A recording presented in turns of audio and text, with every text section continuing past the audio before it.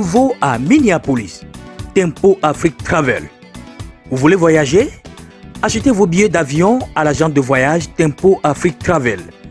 Avec l'agent de voyage Tempo Afrique Travel, pas de problème de connexion, pas de problème de transfert de vol.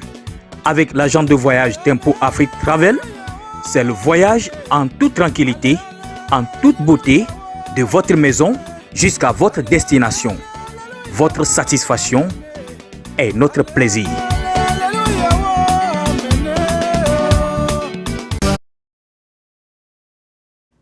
Good evening, viewers of Tempo Afrique TV, the only Pan-African broadcasting outlet that promotes people, associations, institutions, and companies working to help revitalize Africa as a united, prosperous, powerful, and sovereign continent.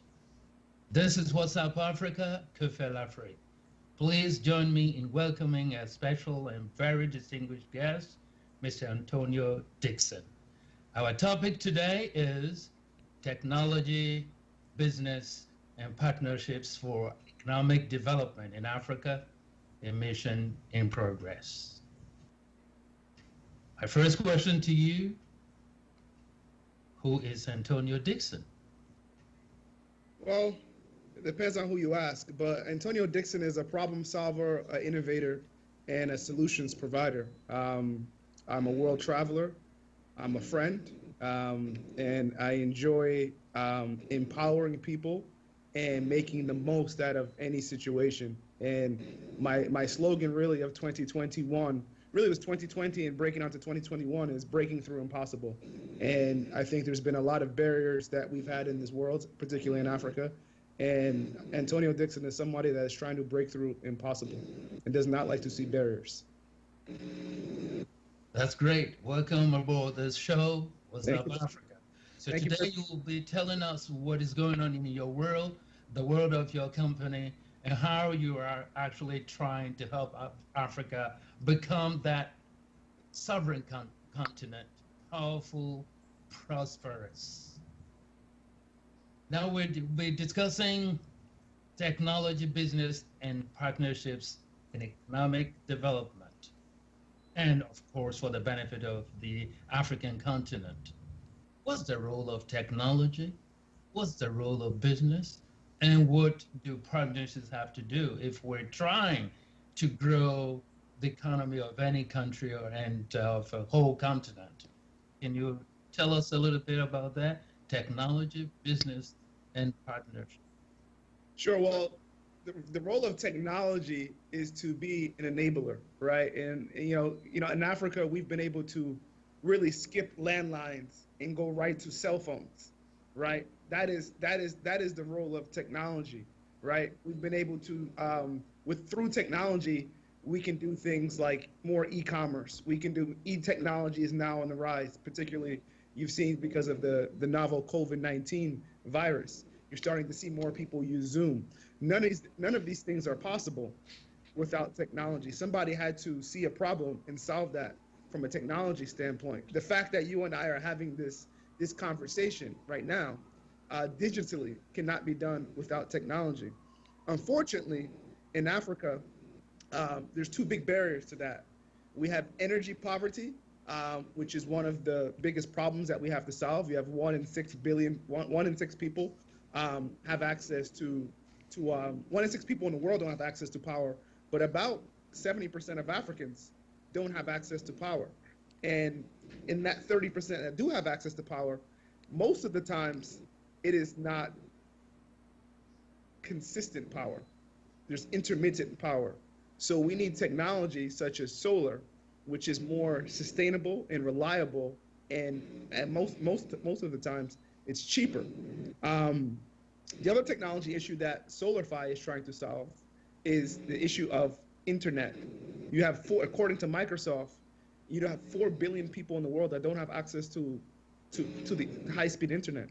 And there's only 7 billion people in the world. And it's not just an Africa problem. During the pandemic, prior to the pandemic, SolarFi started talking with people in the US, governments in the US about some of the things that we were looking to do in Africa, but also solving the issues of high-speed internet and having these kiosks provide access to power an internet so people can have free Wi-Fi. And a lot of people kind of laughed and said, no, everyone in the internet, well, everyone in the U.S. has internet. And this pandemic has proven that case. Many people that live in the inner city, they don't have access to the internet. But unfortunately, the people that make those decisions, they all have access to phones with unlimited data and all those things. But a lot of people in America don't have access to it, and kids couldn't really do their homework. So technology is an enabler, if you will. Technology can foster things such as a business in a box. So instead of, you see this all the time in Kenya and Nigeria, all over Africa, you see women traders in the market, even male traders, but mostly dominated by women. They are selling things in the market, and they use a generator to power everything, whether it's to charge phones, whether it's to keep a beverage cool, or whether it's just to run a laptop. The problem with that is it's not consistent, and we're using a generator that is very, very expensive. So if you have things like solar and internet, you can have a POS system, and you can have consistent power to run your business or cut hair or things along those lines. So technology is an enabler for economic development. Wonderful. So can you tell us about the connection? If you're talking about technology, then how does it connect to business, and how does it connect to establishing partnership for economic development? I just want to see the interface.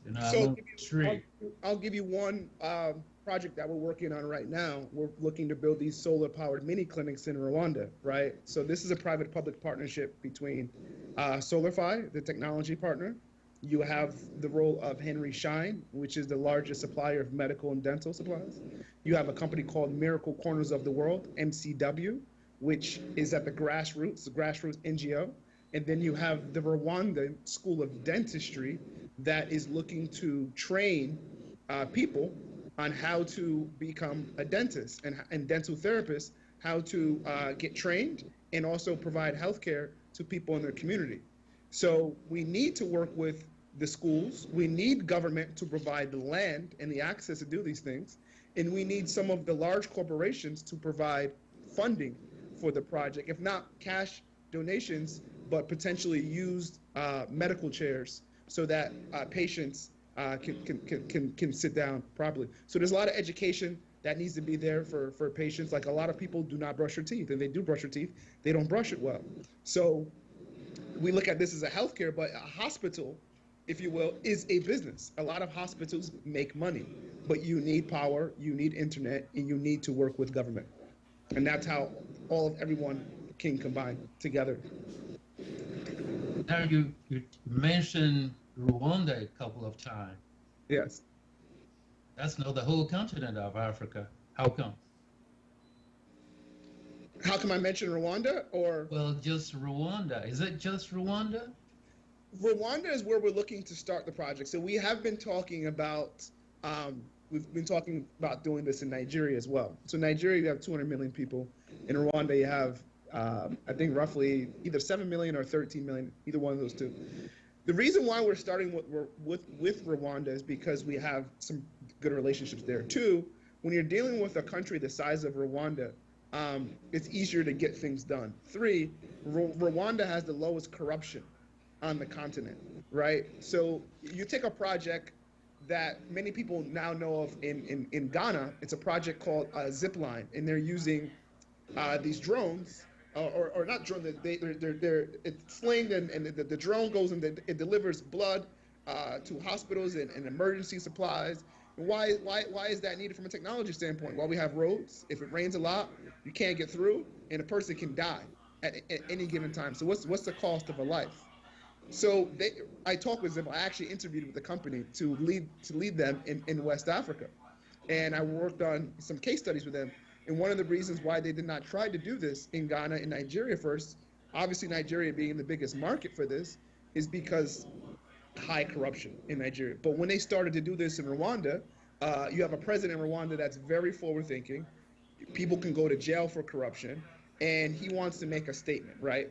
President Kagame is a forward-thinking president. They're on top of their game with breakthroughs and innovation. So you have to think about, when you're looking to do something new and cutting edge, You have to think about what's the biggest market where you want to be, but you also have to think on how you can get things started. So when you're trying to pass things through Parliament in Ghana, the company Zipline was always able to refer back to, we did this in Rwanda, we did this in Rwanda, we did this in Rwanda. If that never happened, the project would have never happened in Ghana, and certainly they would not be having conversations in Nigeria. So generally speaking, on the continent of Africa, we are very skeptical, right? We're skeptical of technology. We're skeptical of 419ers. And you have to start with a company. You have to start, I think it's smart to start with a country like Rwanda where you can solve problems with minimal corruption, improve the concept. That's interesting. And it's critical too. And also, it's amazing that you're talking about corruption being a stumbling block. So you say Rwanda is the place where there's the least corruption based on your company's experience.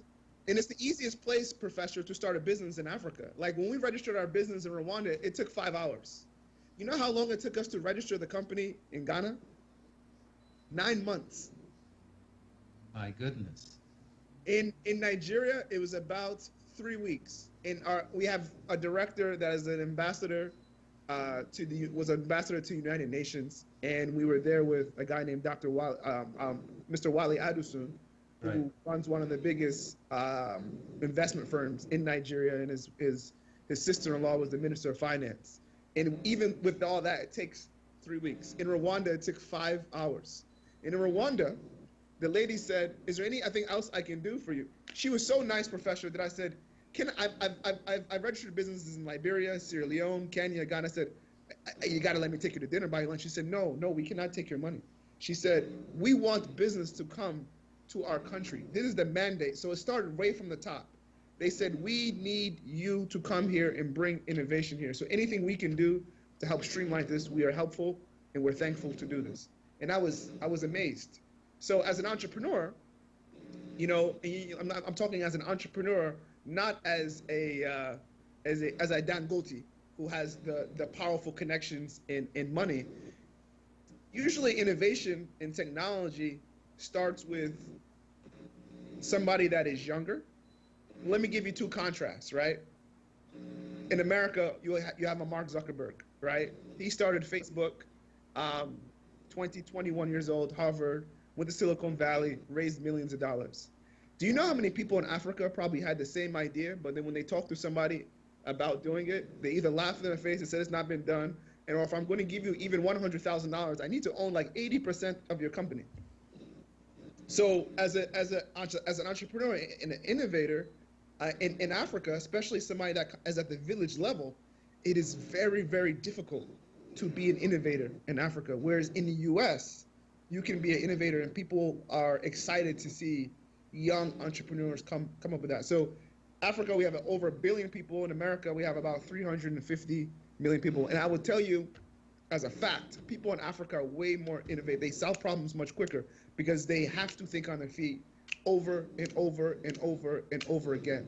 Like if you break your shoe while you're walking in Ghana, somebody in the village will fix it right away. Somebody in America, they will go buy a new shoe immediately, right?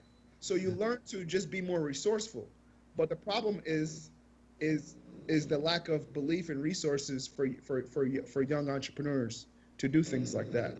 And I do believe that there will be a lot more technical advances in Africa if we had less corruption and we had more programs to help structure our youth to be great technologists. You have places like what is the school in Kumasi called again? I'm drawing a blank. NUST. University of Technology. NUST.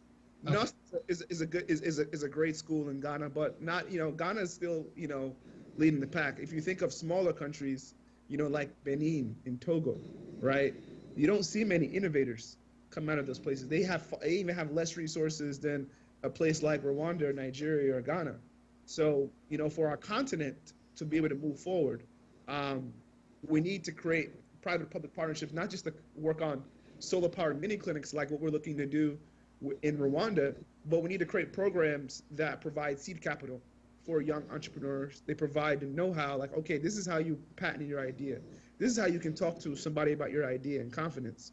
Whereas, let's say you're in Ghana and you present your this technology that you've come up with to let's say you're a 20-year-old person, and you present it to a 60-year-old person. It's very difficult to talk back to that person and say, I know what I'm doing.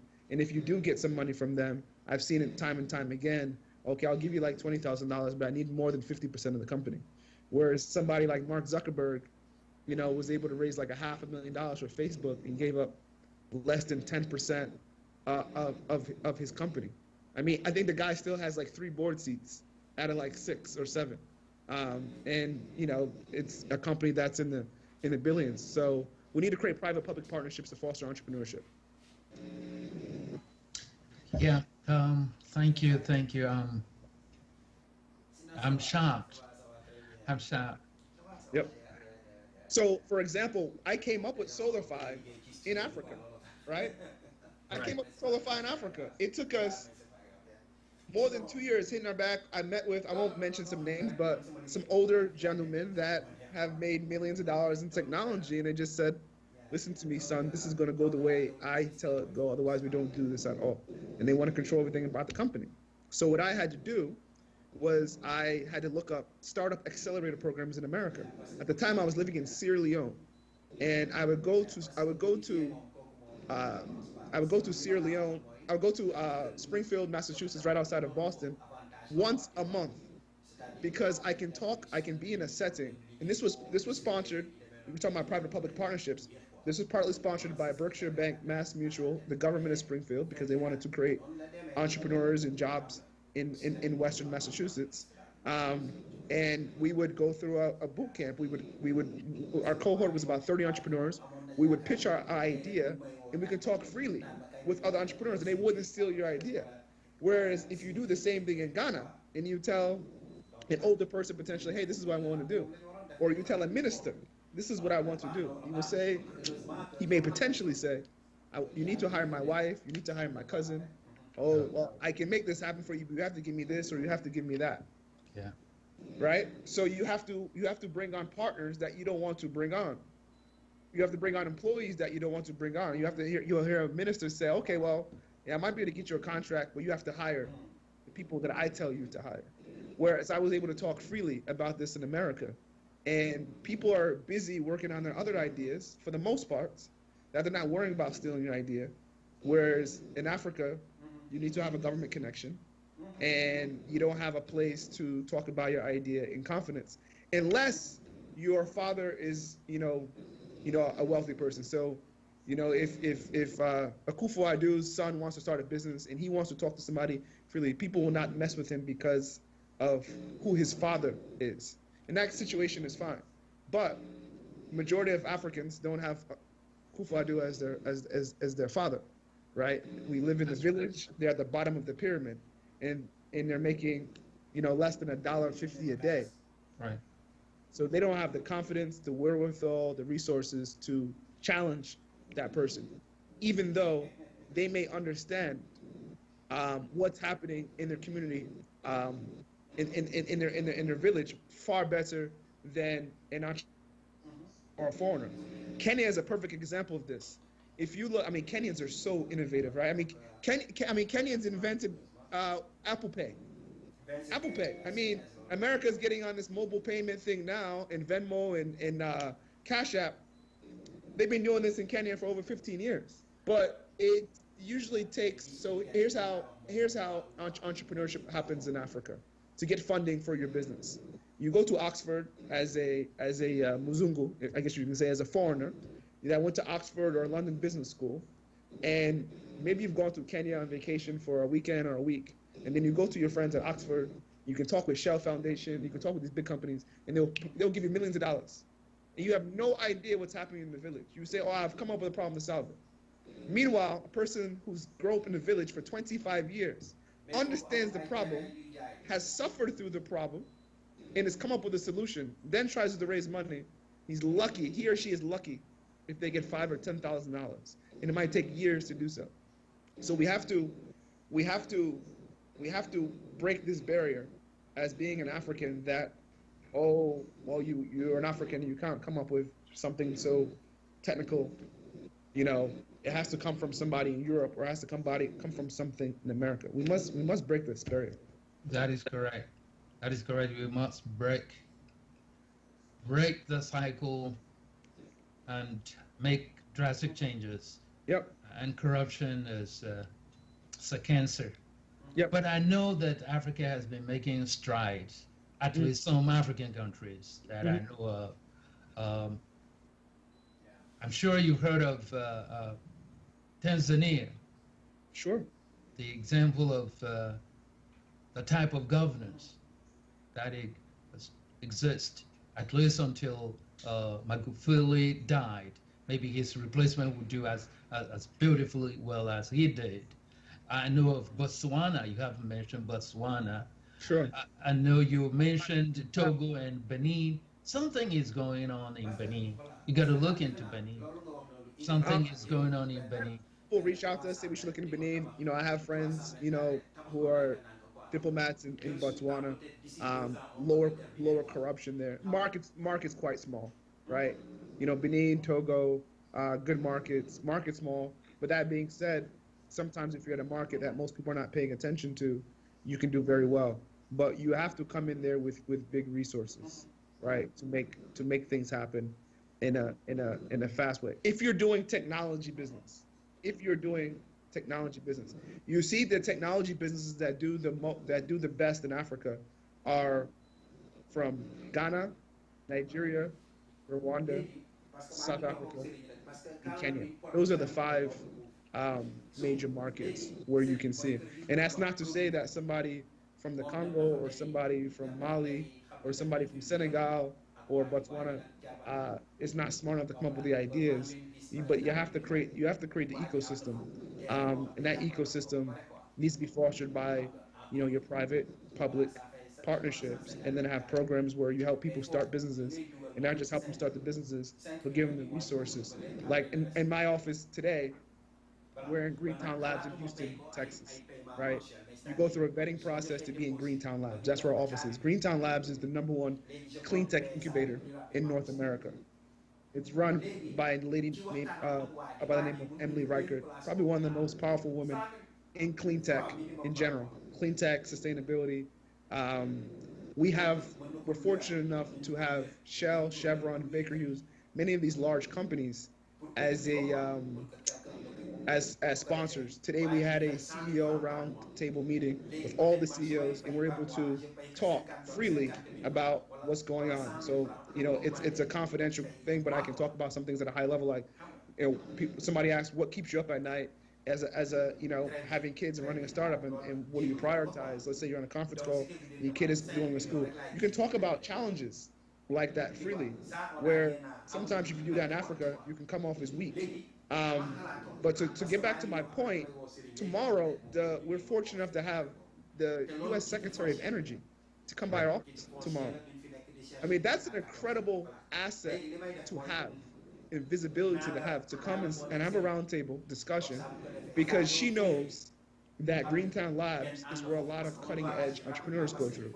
There's a company by the name of Spark Charge that is run by an African American that is part of Greentown Labs. What Spark Charge does is I'm sure you've heard of electric vehicles. Electric vehicles are everywhere. They're growing, but the problem is, what if you run out of juice before you get to the next charging station? So Spark Charge, what they do is they have this battery. They deliver it to you. They work with companies like Allstate, and they can come charge you up so you can get to the next station. They went on Shark Tank, you know, an American show that raised millions of dollars. I have heard somebody talk about they're trying to do the same thing in Africa. Things like that will help foster entrepreneurship and technology. But again, you don't get the same valuation of your company if you start it in Silicon Valley, New York, Boston, as you do in Lagos, Accra, or Nairobi. Your business starts way down here. So I've yet to see an African billionaire that is under the age of 30, right, that's father or mother is not a billionaire themselves in their own rights. In America, you see it every day, right? And it's not just because the economy is bigger. It's because there's more resources to do that. In Africa, if you can charge mobile phones I mean, I'll give you, Safaricom is a perfect example. I mean, those companies make billions of dollars because they can serve so many people on the continent and just get a little bit of money from a lot of people.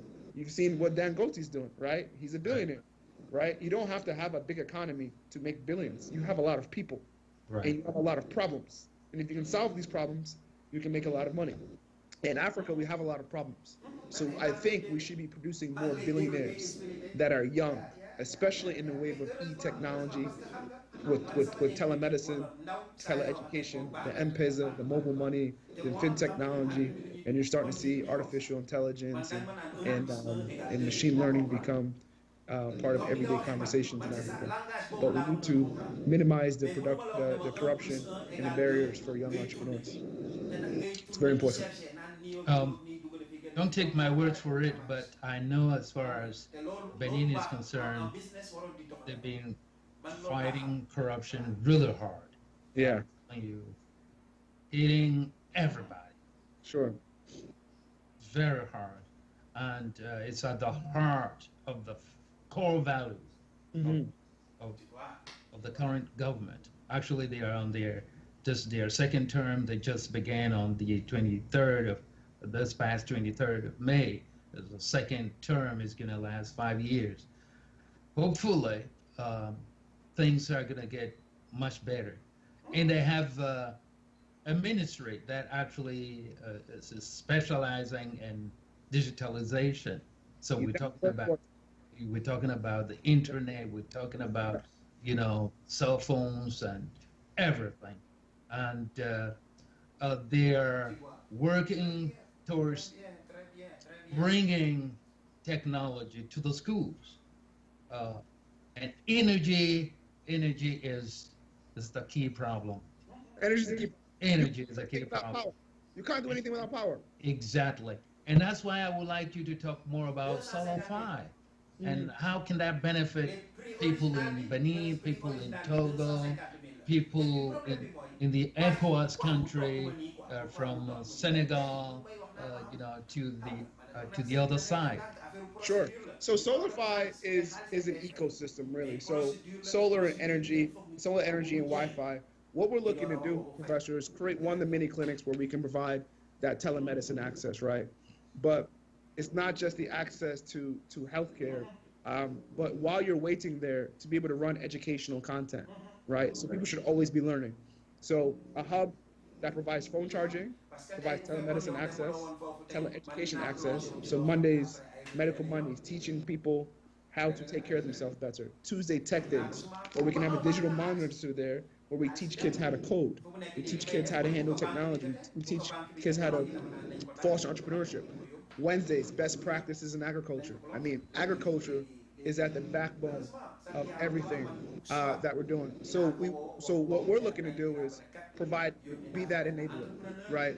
Then we also use the kiosk, the SolarFi kiosk, as a business in the box. So you as an entrepreneur can be able to sell your goods and services out of there. It could be a pop-up bar, it can be for phone charging, and it can also be for e-scooters and e-bikes. In South Africa, you're starting to see electric vehicles become more mainstream, and I think you're going to start seeing that across Africa. But we have, again, what barrier do we have electric vehicles? Having electricity. So using the SolarFi kiosks, not just to charge the big vehicles, but you have your matatos, right? You have your motos that are around. Those things should all be powered by e-bikes, and you're starting to see Rwanda do that. So SolarFi will have hubs spread out, let's say 2-3 kilometers out, where you can always go there to have reliable access to whether to charge your stuff or whether to see somebody that's charging that's running their business on solar power.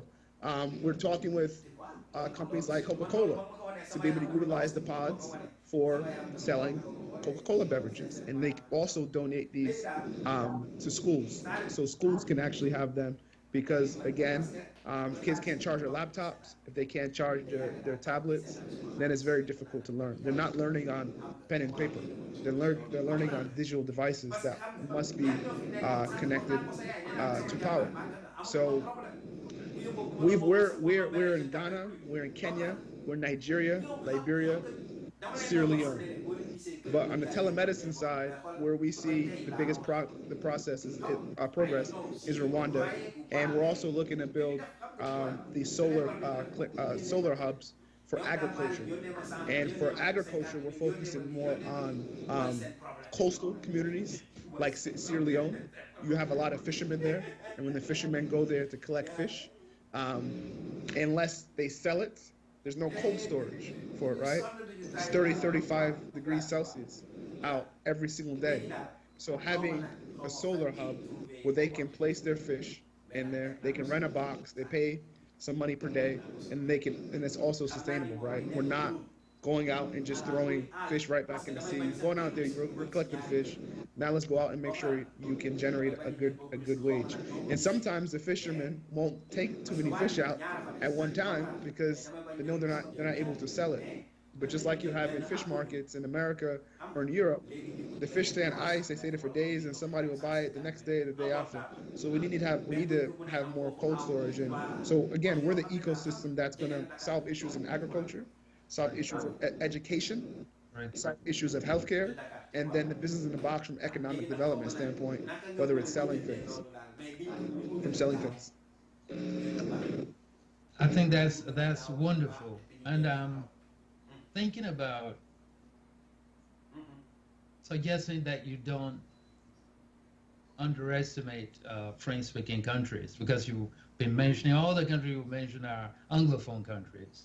Yeah. I know we, as Francophone countries, we do have our problems, but things are changing, definitely. Things are changing. And when you take ECOWAS, for example, it's not just the French-speaking countries. You see Nigeria, more than 200 million people. That's a large market right there, right? And you combine it to Benin about 12 million, combine it to Togo and then Ghana, even those four countries, you see what I'm saying? And you stay somewhere in the middle, and that's a big market for you. No, and that's where we want to go, Professor. So I actually, a lot of people don't know, I went to Alliance Française in Ghana. I studied French. Okay. But my French is not good. I need to go back, and that was one of the things I was looking to do during the pandemic. So we do want to, we do see, we've been looking at Ivory Coast, and we've been looking at the Congo.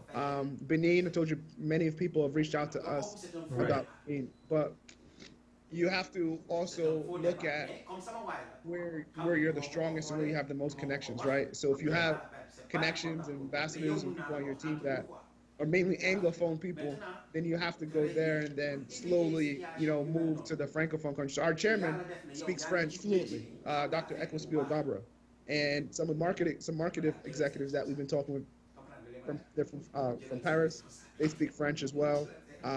So I definitely do hear what you're saying. Definitely have to look at the Francophone countries. I mean, Rwanda is, to me, it's a Francophone country. They do speak English, but it's more Francophone than Anglophone. But you have to go where you're the strongest, right? And if my French was at your level, it would be a no-brainer. But the last thing you want is to be in the country and then people start talking and you can't understand. Listen to this. You said having connection. So we want to eliminate the connection idea in terms of, the negative side or connotation of connection. Sure. If you take the positive side, I'm your connection. Sounds good. I can hook you up, and using technology, we're talking about technology. You really don't need to learn French and speak French 100% like, the Francophones or anybody from France, so on and so forth. I'm telling you. And what I'm saying here right now is going into the ears of the those who are governing these Francophone countries on the west coast of Africa, maybe on the Central Africa, almost everywhere. Because this is TV. And I do know people not because I'm wealthy, not because I'm rich, but because of the good ideas that I'm hearing from people like you. And you talking about the youth. Because Africa belongs to the youth. It does. The world, the whole world belongs to the youth. The youth are the world. The youth of the future. No question. So no, That's what it's all about. So don't be skeptical. Don't be afraid. We can connect you. People are out there looking for companies like yours. So the more they know about your company, I think the better it is. So when you're talking about corruption, I'm telling you, it is zero tolerance for corruption in Benin. Give it a shot. Give it a shot. I'd love Try to. Togo as well. Try Senegal as well. Don't hesitate to go to Ivory Coast and all these countries combined because we want to transform Africa. Ivory Coast, Senegal, and Benin are definitely the three francophone countries, and also Congo, as I mentioned. Um, I also have to mention to you that as we come back into Africa and start doing more projects there, we're going to be looking to help out refugees, and we've started having some conversations about that. This pandemic has caused so many people to have problems, particularly the refugees, right? And we want to work with refugee communities in Nigeria to help people. The pandemic has also had us working in the U.S. a lot more, right? So I'd love to talk about, some of the things that we've been doing in the U.S., right? So we've made these solar-powered pods, this new version called Privé. Privé means private. And so we actually named our products after French word. French words. So what does privé means? What does it mean? We have a product called J'adore. So all of our products are actually francophone names except for one called Bliss. But I actually named them Privé. So the Privé pod has been used for restaurants in New York City and in Boston. I'm proud to say that we have the first solar-powered pod that has been used on Fifth Avenue, Manhattan, the most expensive piece of real estate in New York City. We're in the Boston Seaport. It's been used by restaurant chains like Italy. Italy is the largest artisanal Italian restaurant chain in the world. Rosa Mexicano is one of the largest Mexican chains in America as well. And we also signed a deal with New York Fashion Week for the models to be able to stand in the pods in a transparent structure powered by solar power and to be able to see people and people to be able to see them without worrying about the elements of rain or snow and to do that in a socially distanced manner. I'm down here in Houston because Houston is the energy capital of the world, and Mayor Sylvester Turner has opened up his doors to us to expand here, and we're looking to put our solar pods for their smart city initiatives, where they will have advertising technology, they will do phone charging, and they will charge all the e-scooters and the e-bicycles in the city. But the mayor also has a complete communities initiative, which is his legacy project, and that is to help the 10 underserved communities, mainly minority communities. And we're going to have the pods in there to have entrepreneurs be able to sell their goods and services. See, most entrepreneurs, they just need an opportunity. And one of the things I haven't talked about enough is the Solify pod provides an opportunity. End of story. Right? Why can't you sell certain things in different places? Because you have an opportunity. You just pull up a generator and you put some clothes there. It doesn't look sexy. It doesn't look like a place you want to go. But when you have a place that all of the walls are solar powered and all of the doors fold up and it's charging, you have sun, and you have power, and you have refrigeration, and you can buy a cold beverage, and you can get on the internet, and you're comfortable, and you're not sweating, and you have consistent utility that you need. It makes it an easier place for people to do business with you. It's no different than why people pay a higher price when they buy something in the mall versus somewhere on the street, because it adds value. Oh wow, this place is clean. It's air conditioned. So the SolarFi Hub is an opportunity hub for people to be able to, oh wow, I'm going to go to a park. I'm going to go to Discovery Green Park in Houston and go shopping there because I know somebody's there running a business is consistent. They're always there every week. So the pandemic has gotten us here in the U.S. a lot. We've been able to come up with new products because of it. We've been able to name them with francophone names like Privé, J'adore, and C'est la vie. And as we come back to Africa and do projects, number one priority is healthcare, right? Making sure that people can get access to the help that they need with telemedicine, but then also just preventative healthcare. That is, in Africa we wait too long for people we wait for emergencies, We don't go to the hospital or to the doctor until we're very, very, very sick, right? Yeah. We need to go to the doctor every 6 months, and then helping the refugees. So, we want to, our thing is we have a triple bottom line impact. So we don't just make money. We make money, but we have a social impact and we have an environmental impact. Those things are very important for us. Very good. I'm really concerned about the health issues. If that is I were to be head of state somewhere, that would be my top priority. The health area, and then That's education. why I'm not in Africa right now. It's because if I get sick, I don't want to deal with a hospital that can't see me and doesn't have power, Right, can't treat me. right, So I'd rather be in America until this thing is over. right. But let me say this. I would like for your company to be. I know you're using those fancy words, but for me, it's a Eurocentric. Okay. I want you to be using African names. Okay. When you talk to people in their own language, you see what I'm saying? It goes straight to their heart. But if you speak in French, you speak in English. Yes, a lot of African countries, they're lusophone. They speak Spanish, they speak Portuguese, they speak English and French. But Sure. if you could use Yoruba names, even if you don't speak Yoruba, if you can use Hausa names, there is this telephony product that's called Nasuba. That's the telephone, the GSM. You see, Nasuba, and Nasuba is it's a guru type of language. It's spoken in the northern part of the country, all the way to Niger, for example. And Nasuba is a dandy. And when you say, "Oh, my stuff is called Nasuba," for example, a lot of people who gonna love it. They're gonna love it. So it may sound trivial, but it makes big difference. I'm talking to you from an African perspective. Sure. Well, It's I appreciate that. So what name would you call what would you switch the Privé pod to in Africa? I would say Ayedun, for example. Life is good. Ayedun. Ayedun. Ayedun.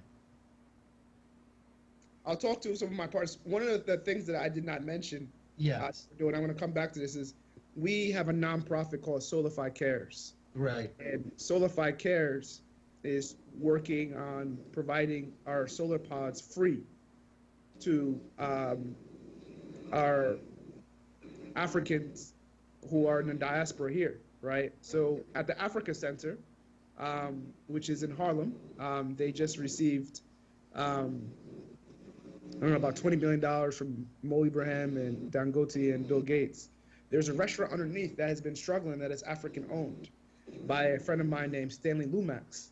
Right. They had gotten a liquor license during right when the pandemic happened, and they had no outdoor seating, right? And what we found is that most restaurants in America that were black or minority owned in general, they didn't have all the money to just put all these fancy chairs outside and to provide a warm place.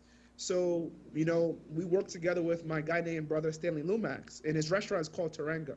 If you're ever in New York, and it's that, so that the chef is from Senegalese. Right. His name is Pierre. Teranga. I'm gonna look up the name.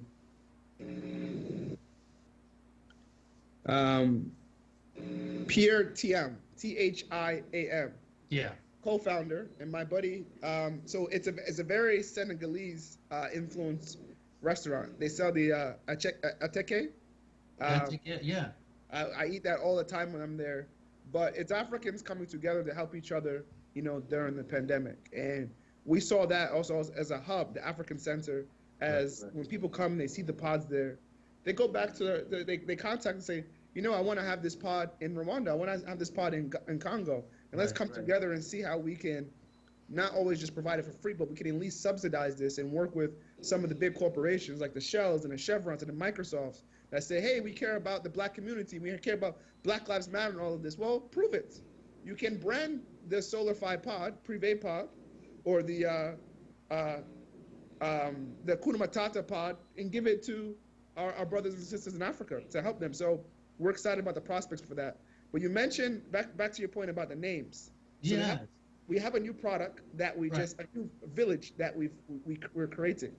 In this village, I don't want to talk about it too early.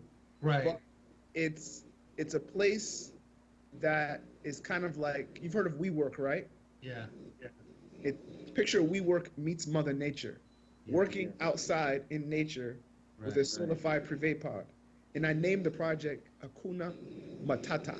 Oh, yeah, that's right. That's in Swahili. People are coming back to the office and they're stressed. Yeah. They're at home.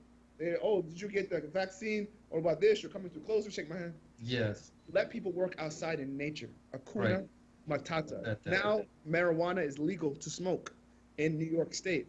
And many people have contacted us and say, you know what?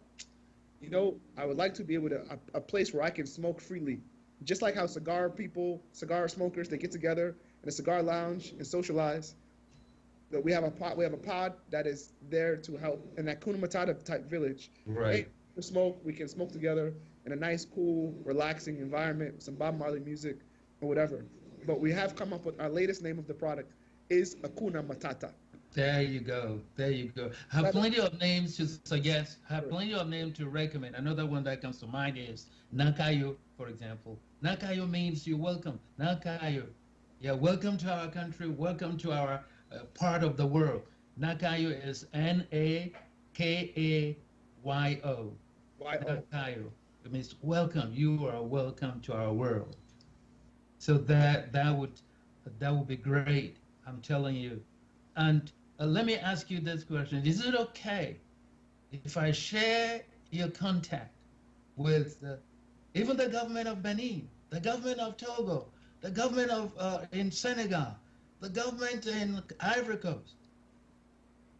Yes, absolutely. Is it okay, that contact number that I have, or if there is another one that you want to share with me, I will send it to them. Because people are looking, and they're really looking.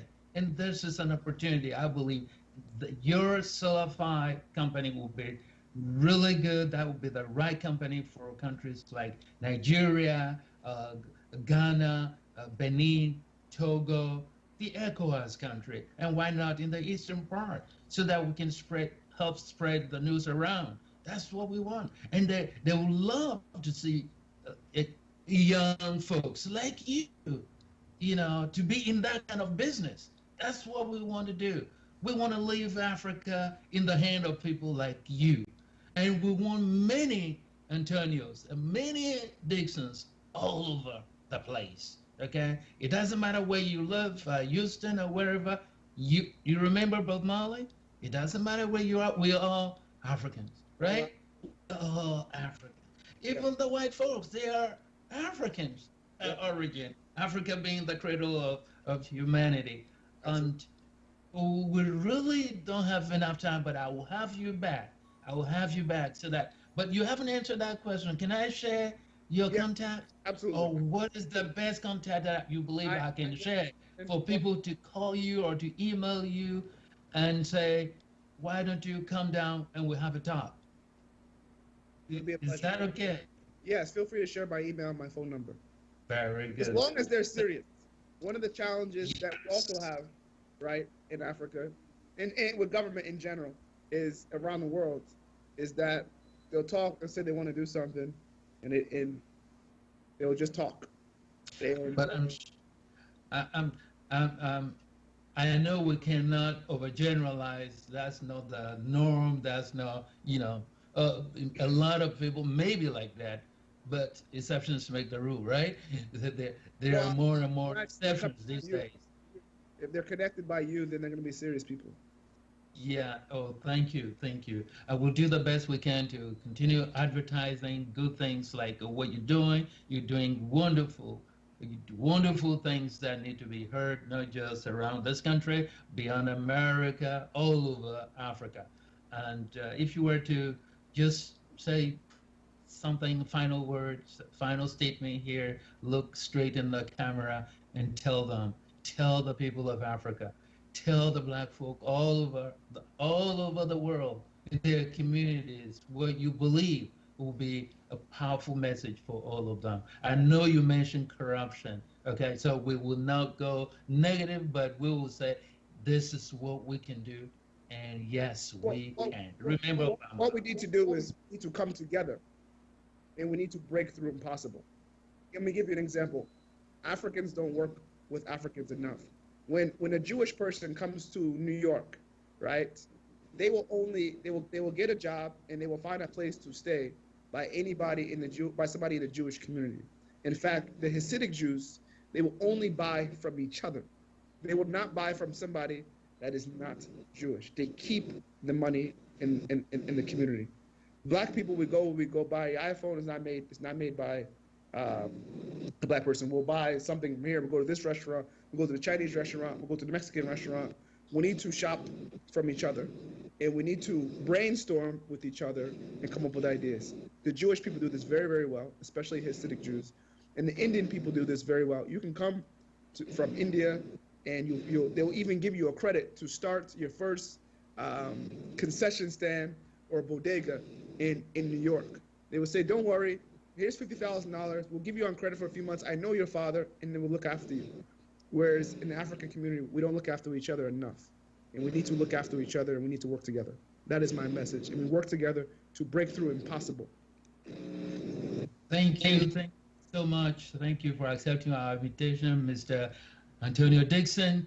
It's been a pleasure, and we haven't had enough of you. Certainly, we will extend another invitation to you, and I hope you will not say no. And thank you for granting me permission as well to share your contacts so that all of those governments, all of those private sectors, all of those communities interested in the good ideas that Mr. Antonio has to share with them, they can have that contact and then be in touch with you. And if you need my assistance, you need Tempo Africa TV assistance, we're here to help. We will thank Malik Sal, our producer today, has been really kind and very patient with us, humbled and privileged to host this weekly show, What's Up Africa, Kifel Afrique. I'm Professor Desiree Balubi from Norfolk State University in Virginia, USA. Thank you for watching and have a very pleasant night. Thank you, Tempo. Du nouveau à Minneapolis, Tempo Afrique Travel. Vous voulez voyager? Achetez vos billets d'avion à l'agent de voyage Tempo Afrique Travel. Avec l'agent de voyage Tempo Afrique Travel, pas de problème de connexion, pas de problème de transfert de vol. Avec l'agent de voyage Tempo Afrique Travel, c'est le voyage en toute tranquillité, en toute beauté, de votre maison jusqu'à votre destination. Votre satisfaction est notre plaisir.